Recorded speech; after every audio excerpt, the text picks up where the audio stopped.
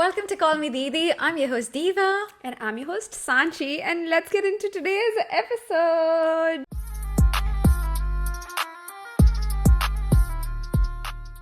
Today we have a very lovely guest. Welcome, Sanja. Sanja. Thank you so much for having me. Thank you for coming on. Let me just introduce Sanja for all of our listeners. Sanja is a speaker, coach, and educator with over 18 years of stage experience as a ballet dancer, musical theatre performer, and keynote speaker. Sanja's passion for presentation skills led her to become the founder of a multi-award winning coaching business of Talent Academy.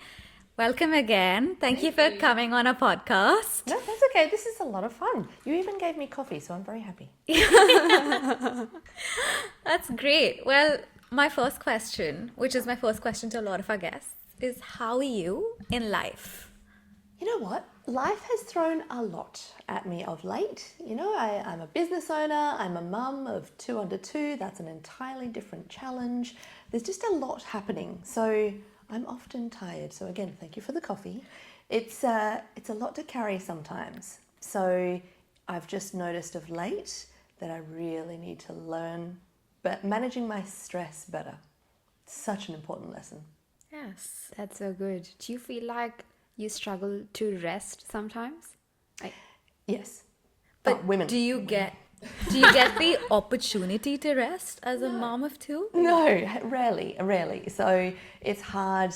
I'm sure it's just a phase, and every mum out there will say this, that it's, it will get better. But I know that serial entrepreneurs have a similar challenge when you're thriving on an idea or a project and it's keeping you up at night. You've got deadlines, you're going to see an investor, and people end up having similar sleeping patterns if they're an entrepreneur to a mum, where they sleep less. And it's interesting. We live very parallel lives.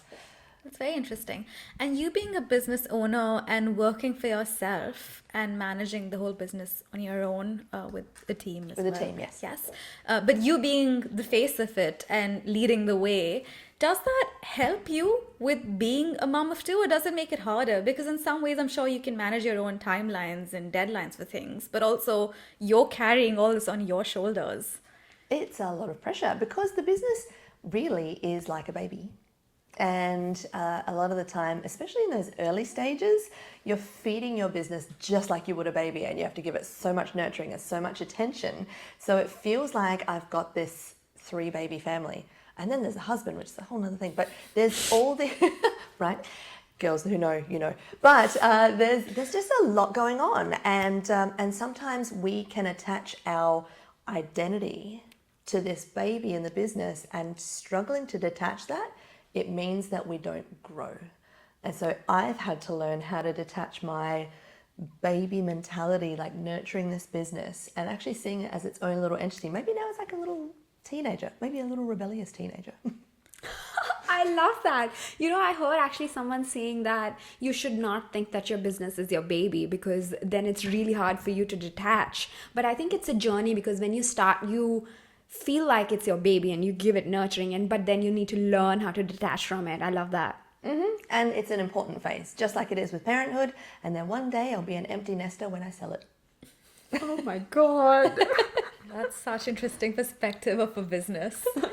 But speaking about your business, why don't you tell us more about Talent Academy, what you do there, and also how did you get into public speaking in the first place? Sure. So my background is actually as a theatre performer, ballerina by trade. So I spent most of my life, ballerina. It's an interesting little journey. So I spent most of my life on stage performing in some way, shape or form, whether it was ballet or theatre productions and shows, fringe shows. And so I've lived on stage.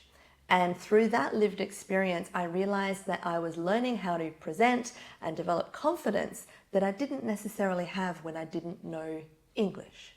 So I had learned all of these really vital skills in theatre, and then I saw a gap. No one was talking about the theatre of business. And so that was my little wake-up moment. How do I bring theatre back into business? When we're talking about how we present in a boardroom, pitch for funding, there is a theatrical element, and that's what I started developing and coaching. I love that journey. So do you want to tell us a little bit more about like the experience of when you were younger and you didn't know English, and then how did you build that confidence of going to theatre, for example? English is a hard language, right? Yeah, Right? agree. Yeah, we agree. It is a hard language. Silent letters and blends and all the things that just don't even get me started on there. It takes time. And I've learned that when I had just immersed myself in this culture here in Australia and learning English was just a barrier, people spoke fast, they might not have used words that I understood. So I actually regressed. I ended up kind of creeping behind couches and crouching in corners and hiding from people because I didn't want to speak to them. And my parents thought, you know what this kid needs? Theatre. That would be the greatest place to learn and develop some confidence. And they were right. Taking some theatre classes taught me how to present without words, taught me how to develop stage confidence and using this theatrical technique to communicate without having to speak. And that confidence helped me then learn English. I love that. So would you say that public speaking is a learnable skill? Absolutely. Absolutely. Some of the greatest of the greats are usually quiet introverts. Some of the greatest minds in innovation and technology, some of the most incredible people in the world who have solved big problems, usually are quiet introverts, but they've learned how to present because they have to. It is a teachable skill. Learning English is a teachable skill. Learning to present is a teachable skill. And you don't have to become something you're not. Interesting.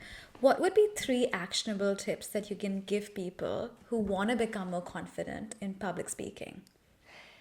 Okay, this is a really common one. If there's an opportunity, don't say no. Go take a theatre class. It'll be the best thing you ever do. And associate with people outside of your cultural group. I often see that when someone arrives in Australia, they stay with the familiar and then they speak their language. Go out to your local pub, meet an Aussie, join a club of some sort. Go out there because I believe that practice makes better. I love that saying because I came to your first masterclass a few days ago, and that was the first time I actually heard someone say practice make better.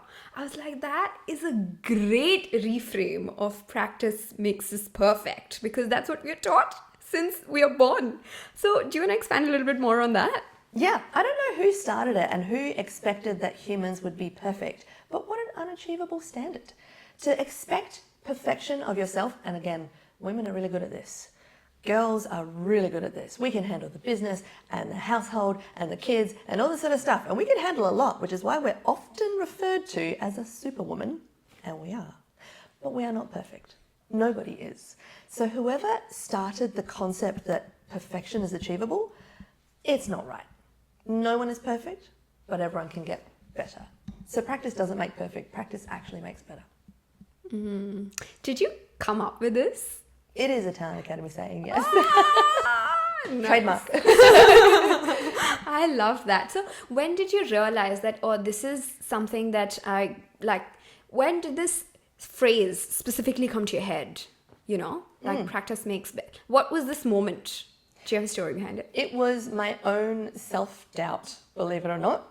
So the first time I was invited to run a workshop in a corporate sense was during one of my fringe shows. I'm dressed as a Disney princess. That's a story for another time.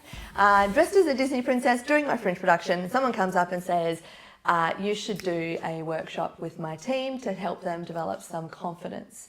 And I'm like, sure, confidence I can teach. I'm a theatre performer, no worries. He hands me a business card and it says defense essay. I went, wait a minute. I'm a ballerina. You're in the defense force. You want me to do what? And that was where I found all the self-doubt creep in. It's like, this is an environment I'm not used to. I don't do corporate, I do theatre. What am I going to present here?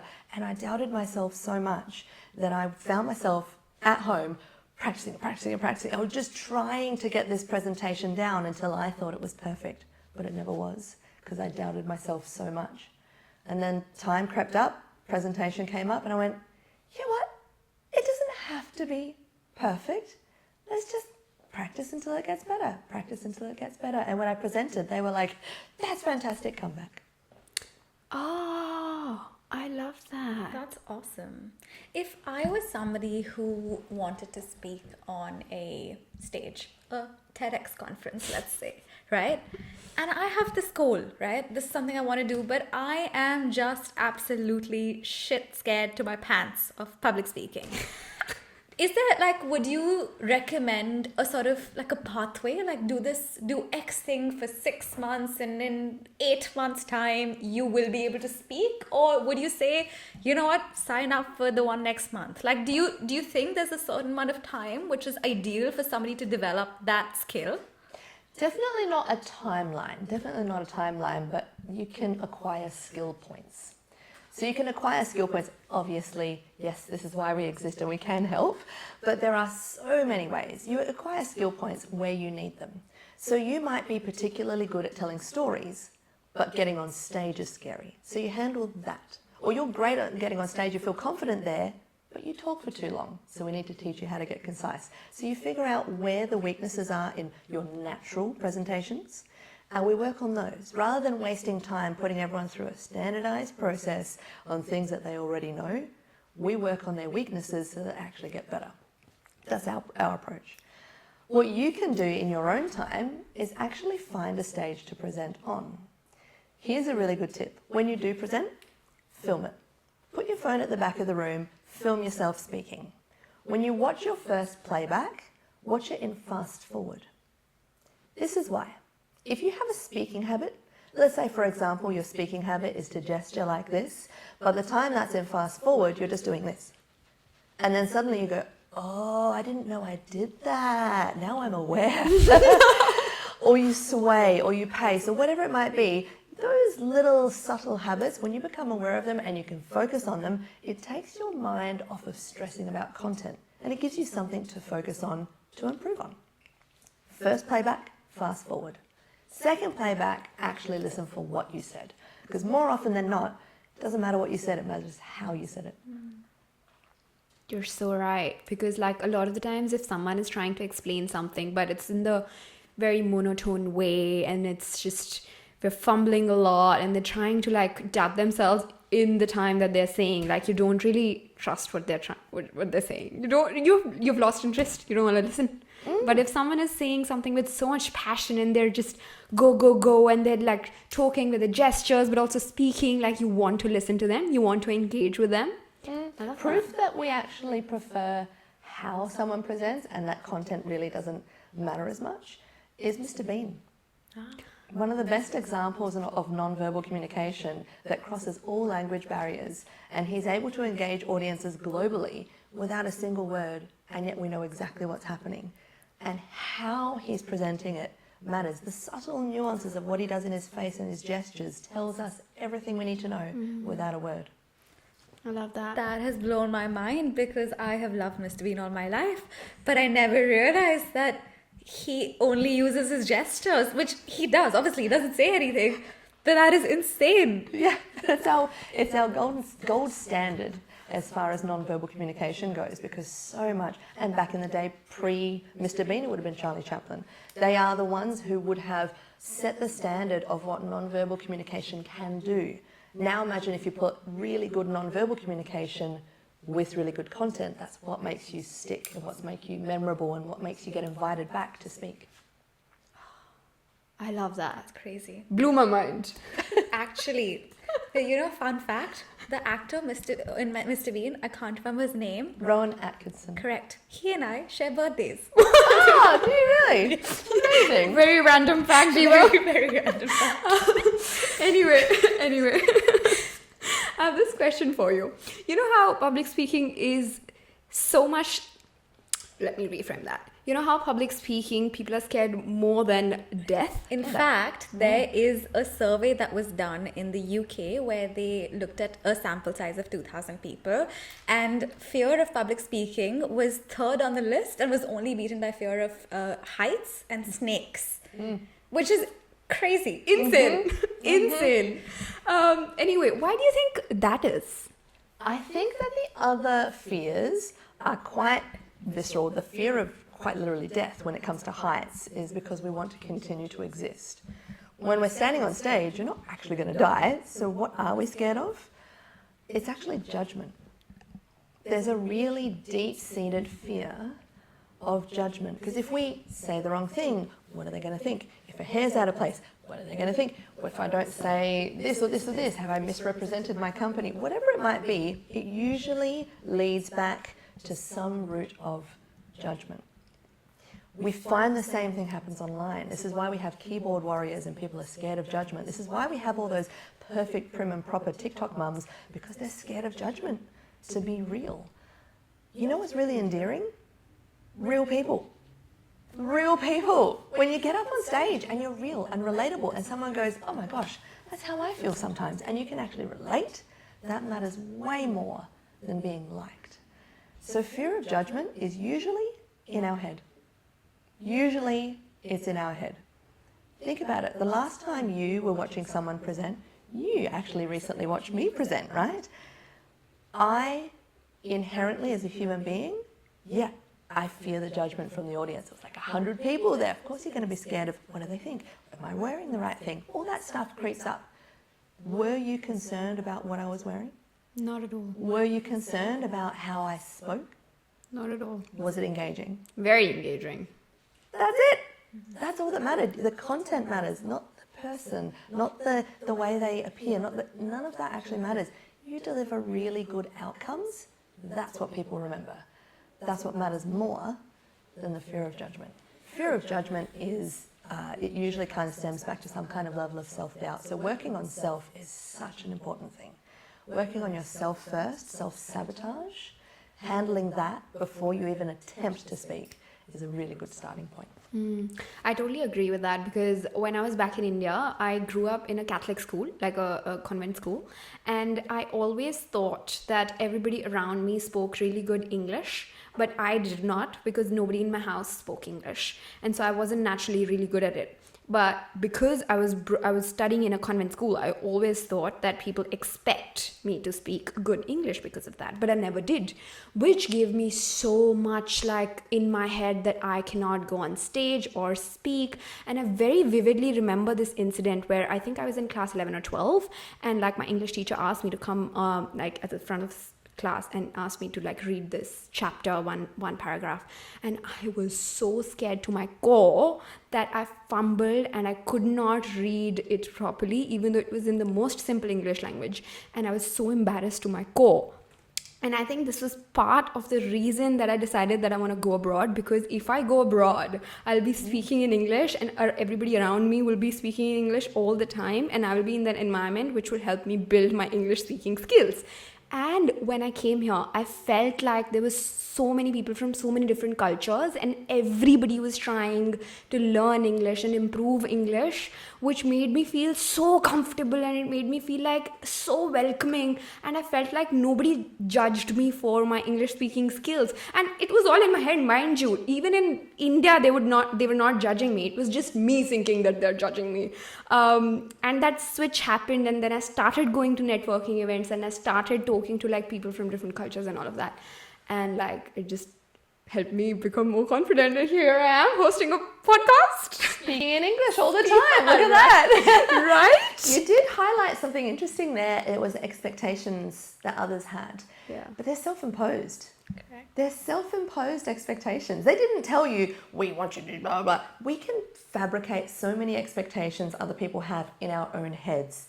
And that self-sabotage, and they're like, you're not meeting these expectations, the world has of you, blah, blah, blah. Then you arrive here and you find that as Aussies are so laid back and so chill and so welcoming, every foreigner will just, it's a red carpet. You're trying, good on you. We can communicate in some way, it's fantastic. You ask me to slow down? Of course, no worries. I'll slow down so you understand. Aussies are so incredibly welcoming. If you have any element of subtle expectations from your culture that you've brought with you, and the self-sabotage of your culture you've brought with you, this is the place you can dismantle it, because this culture is so welcoming of others who are trying. Yeah, I totally agree with that. That is agree. In fact, sometimes it's endearing to see people speak in even like broken English, or even like when their accent comes through, I'm like, oh, like this is, you know, your background. This is where you come from. This is your reality. So it is like, oh, like this is who you really are. And it's great that you're trying, but you should just own it, you know? It's respectful, right? Respectful that you're trying. A great example of that was we had an exchange student in our school, and when she arrived, the day she arrived, I went up to her and I said, "Konnichiwa," and she's like, "Oh, wow, that's so cool." I just said hello. That's all I knew, but she just became best friends. That's it. Like, we are friends now because I tried. I gave effort and I showed respect. And you're doing the same here. Anyone who's new here, you're doing the same. A good example of that is when you go out in groups, if there is a Western person there and another person of your culture, speak English out of respect for them. That's an example of showing respect. That's an example of showing effort. Stuff like that really, really helps. Yeah, 100% agree. But do you ever think that, when we come here and we're comfortable speaking in English now, but when we're talking to someone who's local, like someone who speaks English in their accent, like Aussie or English accent or American accent, we automatically switch our accents when we are talking to them? Oh, absolutely.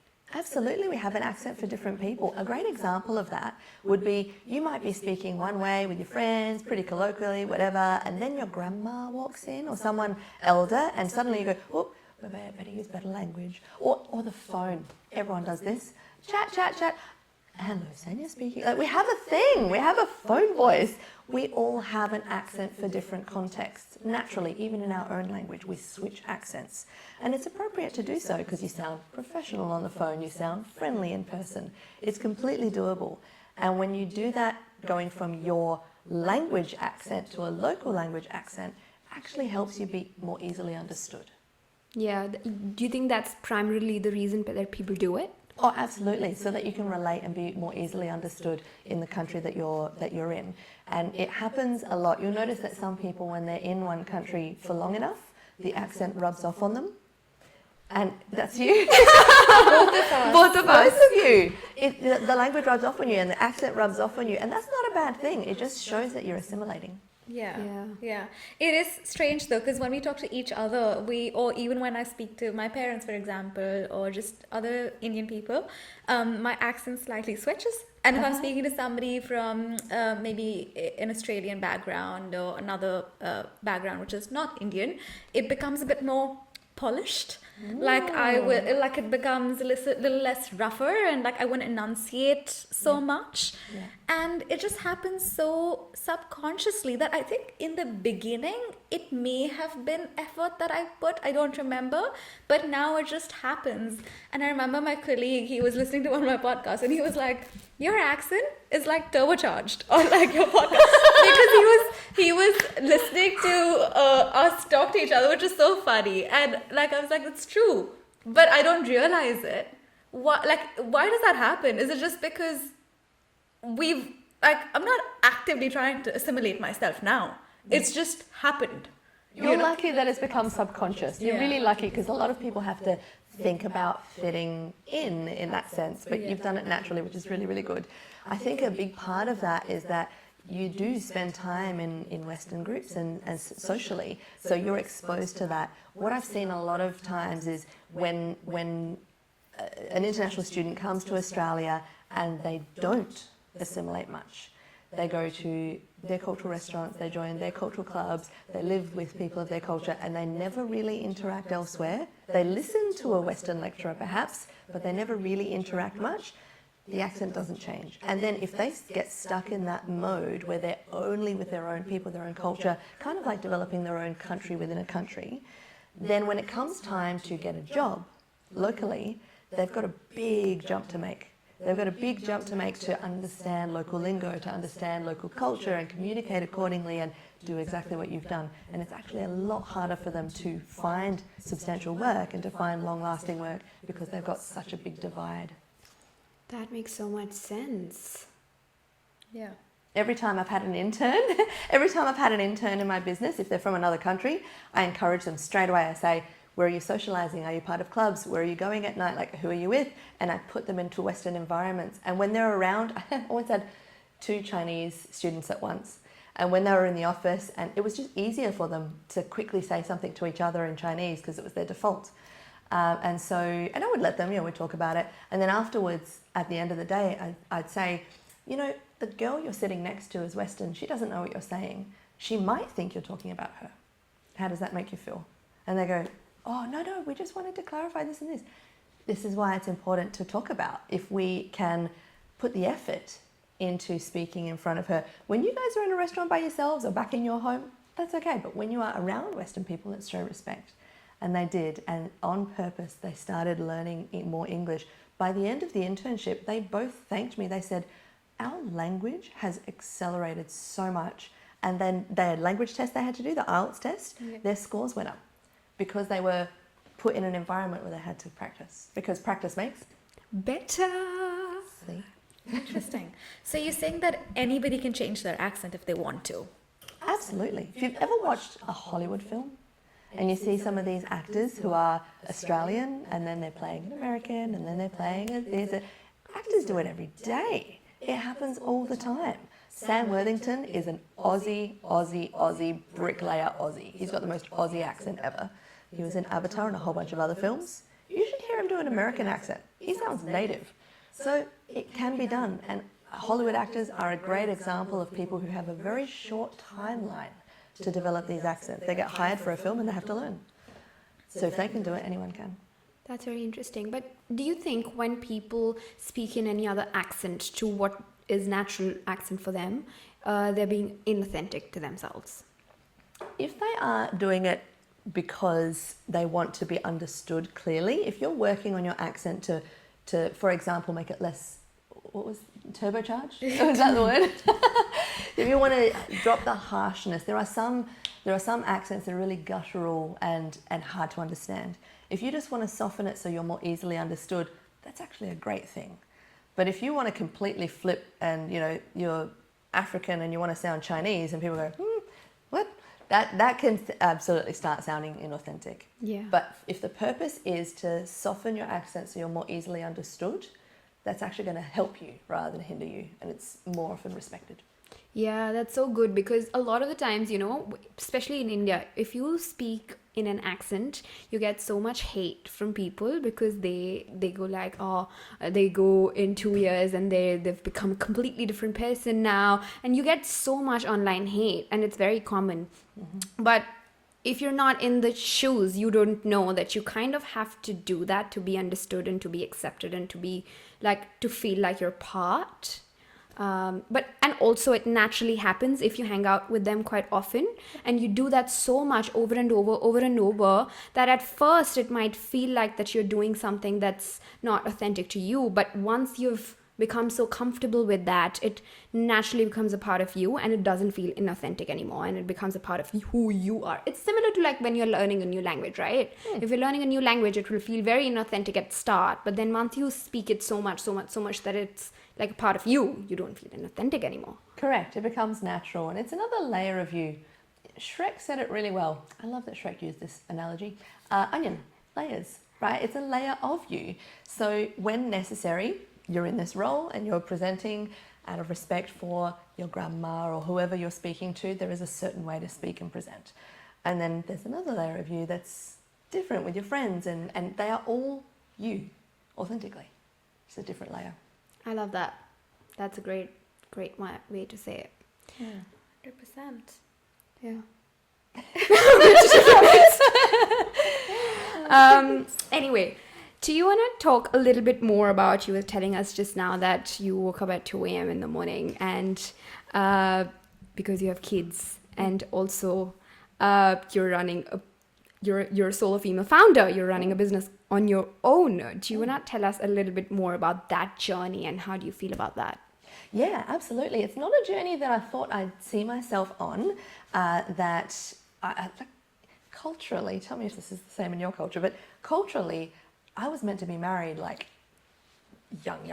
There are cultural norms, and I broke them. And so I was like, I'm a business owner, I've got this. And I had this whole ambition amongst myself. And being in a Western country where it is very normal to get married later in life, I didn't think I needed to rush. So I just focused on business. I just focused solely on business and growing it and building it. And that's all I cared about.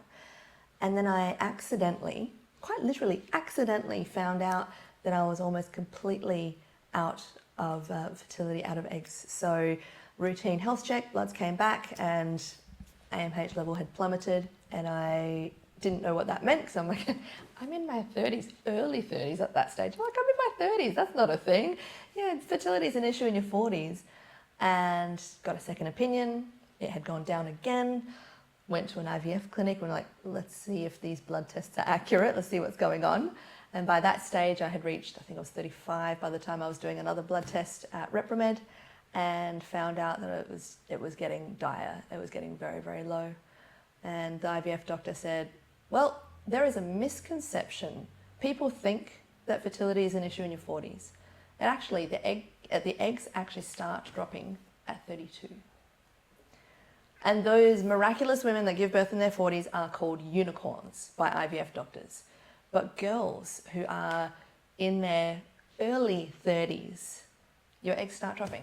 And your egg count just keeps dropping and dropping and dropping until you get to the 40s, where it is really, really hard to get pregnant. And at that stage, I was single. So I'm like, now what? What do I do? So I started the whole IVF process on my own, and looking through a book of photos of guys, trying to find a donor, which is a weird concept, weirdest concept of my life. How do you pick someone based on what you see on paper? You hear their voice and you see them do a test or something. You hear their voice? You hear their voice in a little recording. It's a weird little. Why do they have to hear their voice? How does that? Figure out if their character is. I don't know what From they're the aiming voice? for. From how they chat about themselves. It's a weird experience, I'll tell you that much. So you flick through all these photos, and the donor clinic is in California, so there's heaps of African Americans, heaps of Koreans and Asians, and I'm like, I want this kid to feel like it looks like me. So I'm like, Indian. So I went straight to the Indian section. I went through, selected one, bought it, put it on. I start the whole process, and that was really daunting. Being unmarried, a business owner where the business is my baby, but then I could lose this whole prospect in future if I don't handle it now. And no one tells you that you're at risk in your early 30s that your egg count starts dropping. No one tells you that. So I just accidentally came across it, and here I am having to juggle these decisions. What do I do with the business? What do I do with fertility? How do I make these critical decisions on my own? And I decided to try and do both. So I tried to do IVF single, and I tried to manage my business and keep it afloat. And then COVID hit. And COVID was not kind in any way, shape or form to our industry, because every conference just cancelled and every speaker that I trained just cancelled. So I had 100% loss of business while having this fertility issue all at the same time. And I just had to make some very, very tough decisions. So I decided to close Talent Academy and go online, record some training, and just keep it online and focus on fertility. And so I had a closing down party to shut the office that I had at that stage. Got rid of all the team, and my competitor somehow through networks came to my closing down party. And then you married him. Yeah. Story time. Yes. My competitor came along and said, he had all this passion for business, and I'm like, well, that's all fair and well. Nice to meet you. I'm about to have a baby, and it's not going to be yours. So, surprise! If you're on this journey, this is what you're in for. And At this point, you're pregnant? No. I was you're just in the journey. Trying, and every time I did an ultrasound, I produced nothing. I was losing chances. It was dire straits. I was not producing a single egg. And so I thought my chances were gone. It wasn't possible for me to do this and manage the business. Business was shutting down because of COVID. Along pops up my competitor wanting to support the business. And I was like, well, that's nice, but this. So he showed up at the IVF clinic. He's mad in a great way. He's amazing. But he showed up at the IVF clinic and said, no one should go through this alone. And so just the fact that I had support there meant that my stress levels plummeted. My stress levels dropped. And because my stress levels dropped and the doctor was there going, who's this? long story. And we had to talk about what was going to be. Like, is he going to be involved? Is he going to donate? What's the plan here? We had to have a very serious conversation about it. But the fact that I had support and someone in my corner, my stress levels dropped. And within 3 weeks, my hormones balanced and I produced an egg. That's crazy how much stress has an impact on your health and body in like basically every area of your life. Yeah. Stress kills so many opportunities. It kills your health. It kills your prospects. It can kill relationships. Stress is the worst thing if unmanaged. Worst. My mum is a registered nurse and she gave me a report, a medical report that had 300 of the known diseases in the world, most of which are fatal. And either the biggest contributor or cause was stress. So this is where I was, handling stress and then seeing something that could give me a shining light, and that stress dropping meant that I had a chance. And luckily, the kids are his.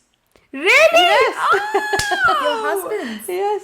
But So they're not Indian, half Indian anymore. No, they're half German Australian. So I had to have a very serious conversation with him then, because I'd been trying IVF for a year and no results. And so I thought, okay, I've got time to get to know him, we'll take time, whatever. And 3 weeks later, we're like, so you know how you said you wanted to be supportive? This is how you can be supportive. And we had to have very serious conversations. And so how quickly into that discussion that next day we had breakfast and I dropped the news for him. I said, this is the deal. This is how much I am serious about this. You can donate and leave the country and you will never see the children again. Like, you will be a silent donor, or we get married. There's no in between. For the child's sake, for the child's benefit, you're either not there or you're fully there, not some elusive image of a father. Like, just be there for them.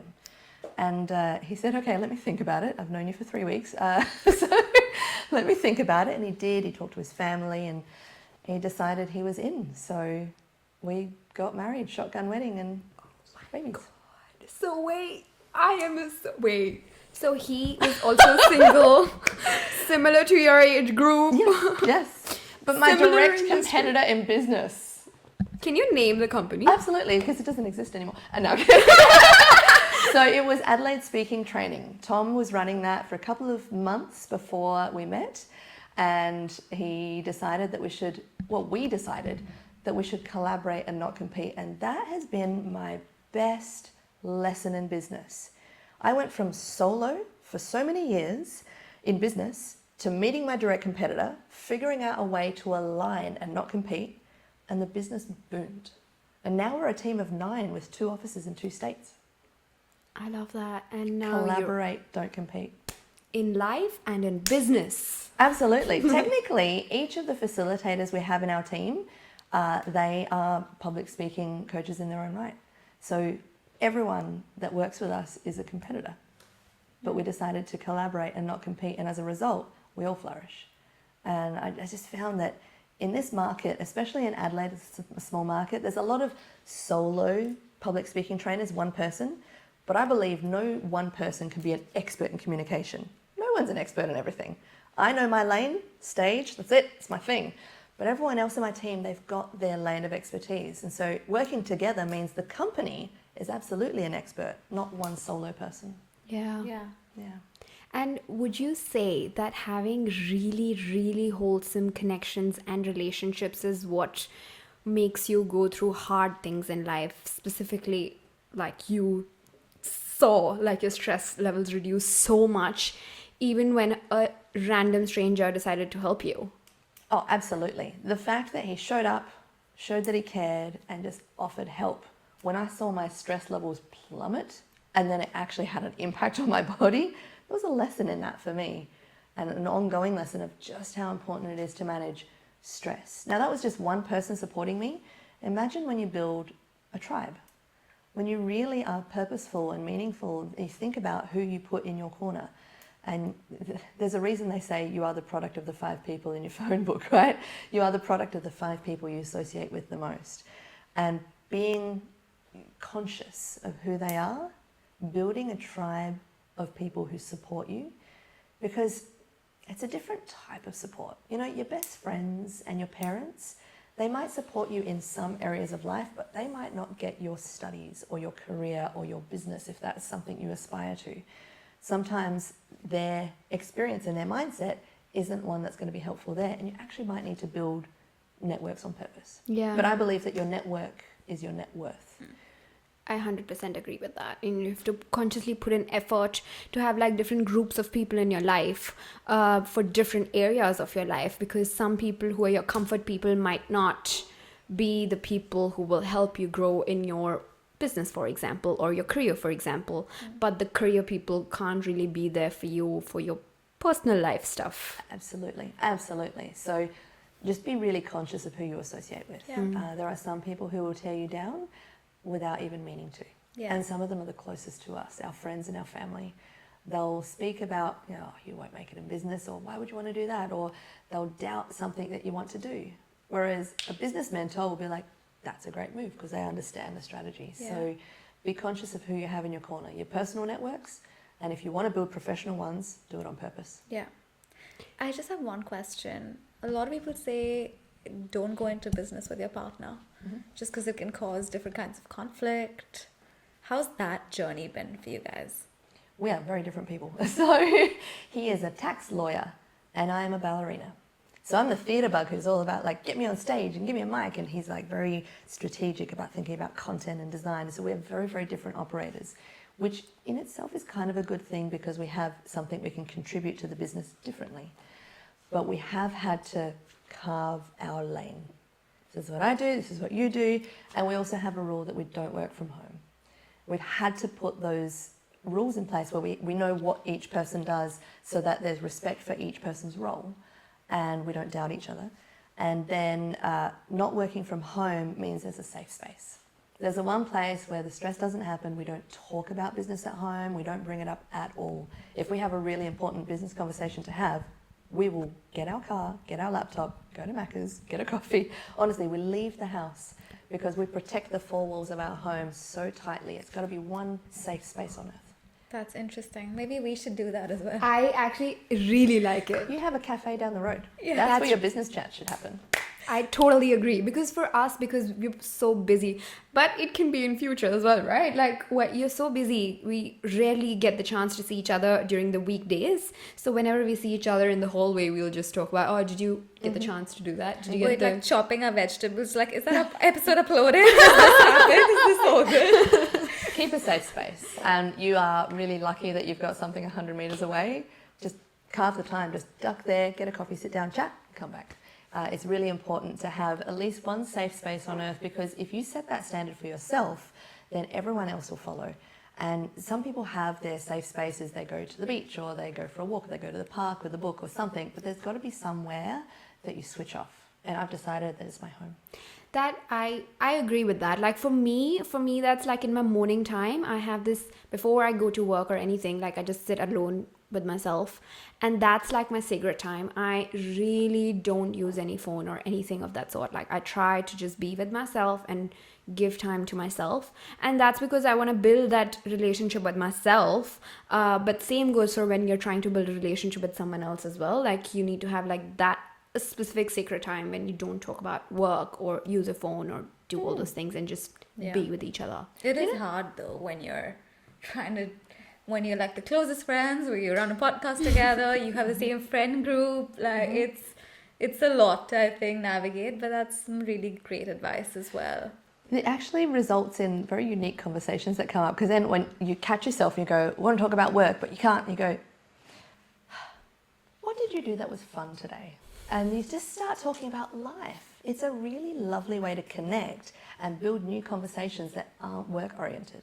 But if there is something important, find a space where you can do that. Even if it's a dedicated room in your house where you close the door and it happens there and nowhere else. But it's a nice practice to have. Similarly, you want to protect your relationships around a dining table. I see so many people bring their phones out, especially in restaurants. I see so many people bring their phones out around dinner time. And dinner is a great way to connect. It's a great way to chat, be real, build trust, share your challenges. So we often, when I get the girls together, we'll actually put a salad bowl in the middle of the table, phones in, No tech. Let's connect. Yeah. I agree. My mom has the same rule, but when you're living alone, what do you do? I actually was listening to sorry to jump in, I was actually listening to a TikTok. Best platform for information, isn't it?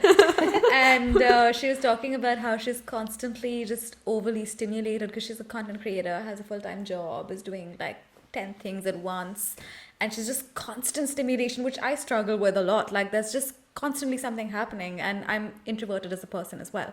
Anyway, that's beside the point. She said when you sit down and eat mindfully without any distraction, that's just like no TV, no nothing. You're just connecting with yourself and you're just focusing on the food, and it's a really good way to just slow down in the middle of your day.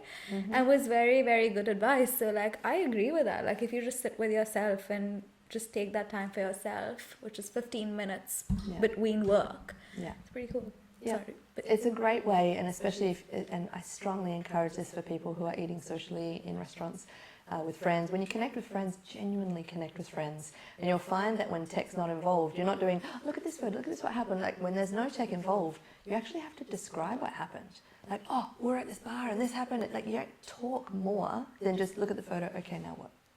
So it encourages conversation, and conversation's a great way to connect. So no tech dinners, highly recommend. I like it. Last night we went out for a girls' night, and we had like 5-6 girls sitting together, and it was so fun because I don't remember looking at my phone even once, like for the 4 hours we were there, I think, and we were just talking about every little thing we could talk about. And like Adelaide is so great because you'll realize how many people know each other randomly when you're talking about people. And yeah, we laughed and had a great time, and I deeply encourage hangouts without tech, for sure. Tech-free conversations is a really good way to build deep conversations, and you'll find new things to talk about. Yeah. Well, when you were talking, there was one thing that, like, a question came to my head about managing your stress levels that you were talking about. What's some, like, 3 things you will tell to people that they can manage their stress better? I find it's really important to be accountable to someone if you find a method for managing stress. So some people go, I'm going to do a boxing bag or join the gym or go for a daily walk on the beach, whatever their method is for letting out their stress. So that's stress in, stress out, right? You're balancing that. But whatever they commit to for their stress out, sometimes it can be really easy to drop the habit because you're busy or because something creeped up or something.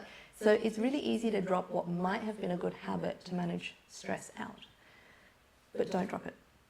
Find someone to be accountable to, even if it's a friend and they've got an alarm in their phone that needs to text you at 4 p.m. every day that says, did you do your walk today, or whatever, find a way to be accountable to someone to make sure that you're doing what you commit to do. This is part of the reason why New Year's resolutions often fail, because we usually try to do them alone. I'm going to start going to the gym. Unless you've got a gym buddy, it's highly likely going to fail when it's just on you. So being accountable to someone is a really important thing. Did you ask for 3? Yes. Secondly is to plan an activity you actually love. And I'm kind of going through that now because your identity changes. Who you were when you're a teenager and who you are in your 20s, it will evolve. By the time you graduate, you get into a career, you might find a partner, you become a parent, whatever it is, who you are really evolves. So what you are interested in also evolves. So find something you genuinely love, even if it's something new. And lastly, be consistent. Be consistent. Don't just like, oh, when I can, I'll go for a walk. Or when I can, I'll read my book or do my colouring or whatever it is. Commit to an hour a day or 2 or 3 hours a week or whatever it is, but commit. Put it in your calendar and be consistent, because your body starts expecting that dip. Your cortisol will go up from stress and it will expect to expend it. So have it consistently in your calendar and don't break. I love that. That's a really good one. Yeah. Guys, our final question today, this has been so insightful, is just what is one advice that you'd give to your younger version of yourself who was just starting out, and you've learned so much along the journey, right? Like, it's what, 15, 20 years or so? 22 years, yeah. Yeah, into this journey. What is one advice that you'd give to yourself knowing what you know today? Interestingly, I actually think that it would be back to networking. I know this is going to sound strange. I keep talking about how valuable networks are, but it serves many purposes. In Adelaide, for those who are trying to get jobs, and my goodness, it's a competitive environment. So if you're going to go out there with a resume, you're only going to be competing with everyone else. Building quality networks also relies on you speaking, presenting, and having the confidence to put yourself out there. So it benefits you in many ways. Build strategic networks also gives you your supports that you need for stress management. It's the one thing that builds across everything we've talked about today, is building purposeful networks that are going to feed you. Figure out where they are and be consistent and go there. Yeah, I agree with that 100%. Thank you so much for today. We had a really great, wholesome conversation, and I loved listening to your journey. That's all right. It's been awesome having the opportunity to share my journey, and hopefully some of the young people that are listening can be encouraged that you're in a really good spot, and developing yourself like this, pursuing better through these kind of podcasts and personal development, it's a really smart move. Yeah. Thank you for coming on. For everybody watching, please, where can somebody find you or Talent Academy? What's the best way to connect with you? Yeah, absolutely. So check me out on LinkedIn. We'll make sure that the links are there. But if you just go talentacademy.com.au, super simple, all of our stuff is there, including our monthly events that anyone can come to for professional development. That's amazing. Perfect. Thank you so much, everyone, for tuning in. And like, share, subscribe, share it with someone who you know can benefit. And we'll see you in the next one. Bye.